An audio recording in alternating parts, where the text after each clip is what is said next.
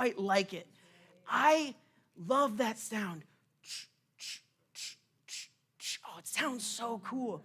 Nothing special's going on.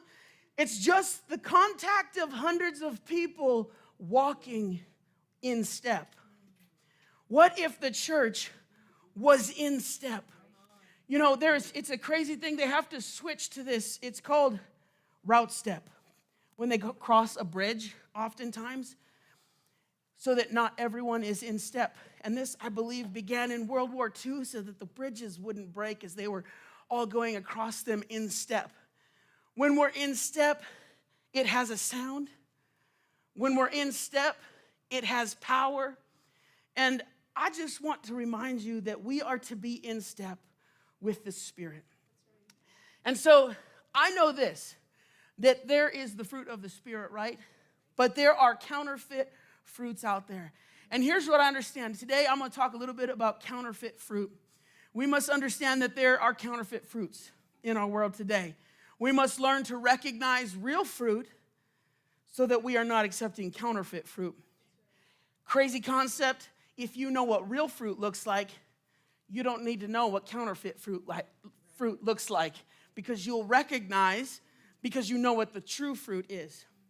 So here's a little background on this series and why I felt this way. This is a series on Christian living, and I believe that God does have a plan for us, that we are to live, and we are to live after righteousness, and we are to seek after Him, and we're to try and be pleasing to God. I believe that.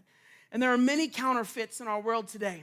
Get on social media, and within a few minutes, you'll find an AI picture that is someone has tried to put up, or they believe is an actual picture. And this is kind of where it sparked this week.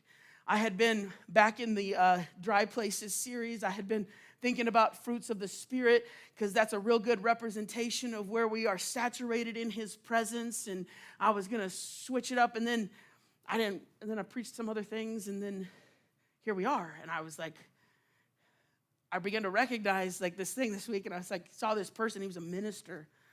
Of all people, like, I'm sorry, like ministers, I'm going to hold you to a higher standard than every other person, because if you're going to get up and tell people the Word of God, you better make sure that you're right. Plain and simple. That's why I tell you to judge me by the Word of God, because you get to judge me, because if I'm preaching not the Word of God, it's a move of God. So the context of this series is I want you to know the real thing. Because if you know the real thing, Christian living requires sincere desire to follow the Word and for us to be disciples of His Word. If you continue in my Word, I want to be someone who continues in His Word. Which brings us to this series set of scriptures that I'm going to read, Galatians 5:16 through 26. It says, I say then, it's the flesh. These are opposed to each other so that you don't do what you want. How many of you don't do what you want? How many of you want to be in step with God? I do. Like I get, like you're like, well, I don't really know what that means, so I'm going to cautiously maybe. Here's the thing.